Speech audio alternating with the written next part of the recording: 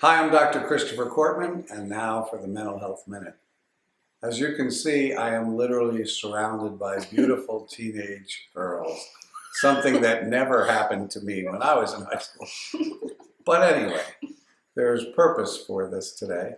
I want to ask these young ladies if they could help us adults to understand a little bit better what it's like to be a teenage girl in today's society. And maybe we could start off with what would be the biggest challenges that you guys face? So we have Hannah and Sierra. So Hannah, you want to begin? I can begin, yeah. So for me, definitely one of the biggest challenges that I see in me and like a lot of other girls that I've talked to before is definitely comparison, because I feel like now in like the age that we're in and like the communities and everything, I feel like a lot of girls feel compared to a lot of people, especially because of like social media and other things like that. But there's also different things that parents like can do that like can really upset us. Like let's say like for some reason like some parents don't even mean to, like my family does it on accident, but like they pick every like little thing out about you, and I feel like that happens to a lot of girls and it really upsets them. Like I know for me, like my dad will say something about my outfit or my hair and I'll just be like, and he doesn't mean to, but it will hurt me, and I'll just think about it the rest of the day. I'll be like, okay, so now I look bad, like now like that's the only thing I'm thinking about.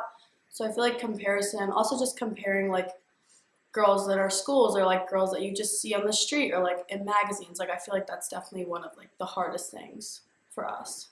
So you're saying, Hannah, that the comparisons are being done by everyone, Yeah. not just parents, not just kids your own age, not just boys, that it's kind of a culture where we're all feeling compared to one another, and lots of times it makes you feel inadequate and pretty down on yourself. Yes, exactly. Yeah. You want to add to that, or?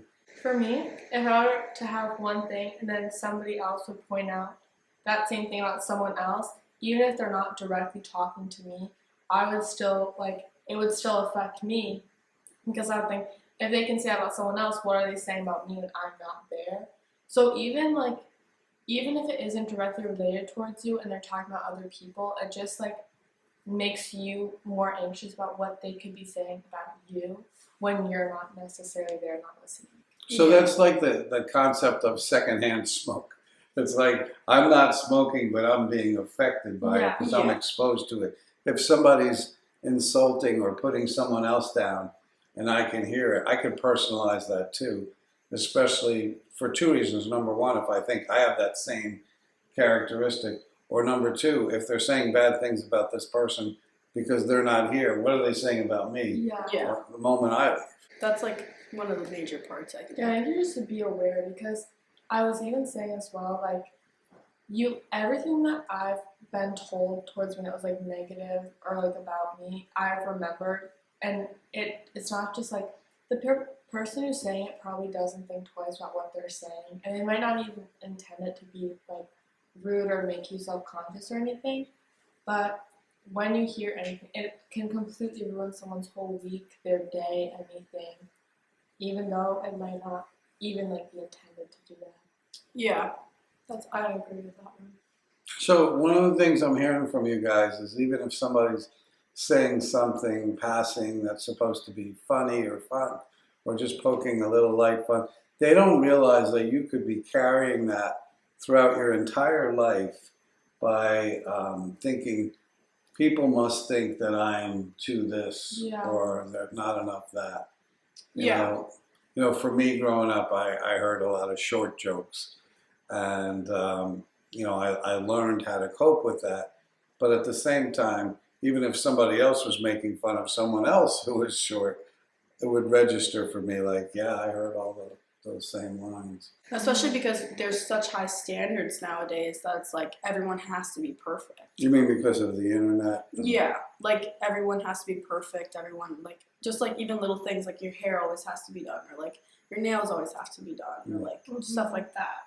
That's a lot of pressure that we don't usually have as guys. Yeah. Yeah. It's also hard because with getting your nails and getting your hair done, having clothes and stuff, it's hard to even obtain all those things. Getting nails done is so expensive and everything. it's just everything's just hard to do, but it's kind of, you don't have to have everything done. Obviously, it's not necessarily that, but just when you feel more put together, you feel better and you radiate a better like energy or better towards people just because you feel good about yourself. Yeah. So not having that, it just does the opposite effect, I think. So by not having hair perfect, nails done, you walk around feeling pretty inadequate, if I Yeah, hear that correctly. because a lot of people have stuff to say when you don't. Like it's like when you don't have your like not like hair done by a hairdresser, just like you waking up early, like straightening or curling or putting it up. Like it's just like everyone will be like, oh, like it's like a lot of people will say something about it. Like it's not like you can go a day, or at least at my school, like you can go a day and people will be like, what's wrong? Like, why are you? Yeah, you don't wear mascara Like- one day, everyone thinks like something bad happened. Yeah, like it's like standard Wow. now. It's just the standards everywhere are just like they're high, very high. So it's hard to keep up with those standards. So that's Well, that's different from being a guy. I don't remember times where you go, hey Dave, hey Tony, what's up with you? What about your nails? yeah, Did you even comb your hair this morning, Sam? yeah. You know, it's a different culture. Yeah, it is. It's very different. So what do you want us to do as adults? What do you want your parents to know? What do you want your grandparents to know? I'm going to give you those general questions and you guys respond. For parents, I would say like personally for me, like my dad, like he's a guy, like he doesn't really understand much about beauty and nails and stuff. But it's like sometimes he'll say something and he'll be like, oh, like what is wrong with your hair? Or like he'll be like, oh, like did you even get ready? Or like, oh, you're wearing that. Like just small stuff that he doesn't understand. Or like some people would be Done like, all oh, of those like just things like it really does affect kids, Uh-huh. especially teenage girls, because you think about it and you're just like, oh, okay, so if my dad is saying this stuff, then like what is other people gonna think?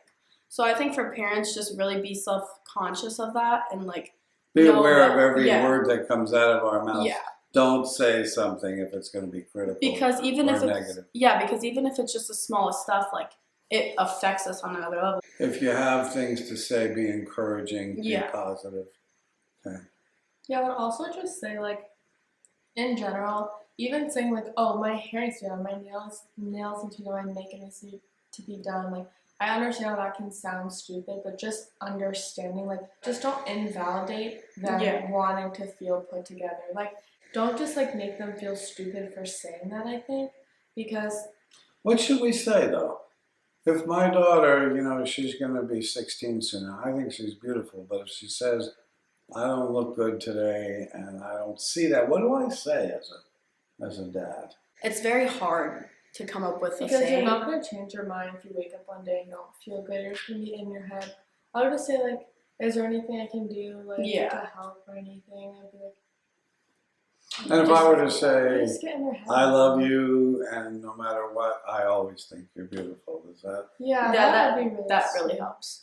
It's also just like, or even like later on that day, like just give them a like compliment, maybe like just to make them feel a little better. Not in that moment, but like later on, if you know that they're feeling insecure that day, just be like, your hair looks good today, or like, oh, you look good. Like just like little things, because those things can be a big boost for girls. Very good. Sierra, Hannah, thank you so much for your participation. And to everyone out there, please listen to what these ladies have to say. It might be helpful.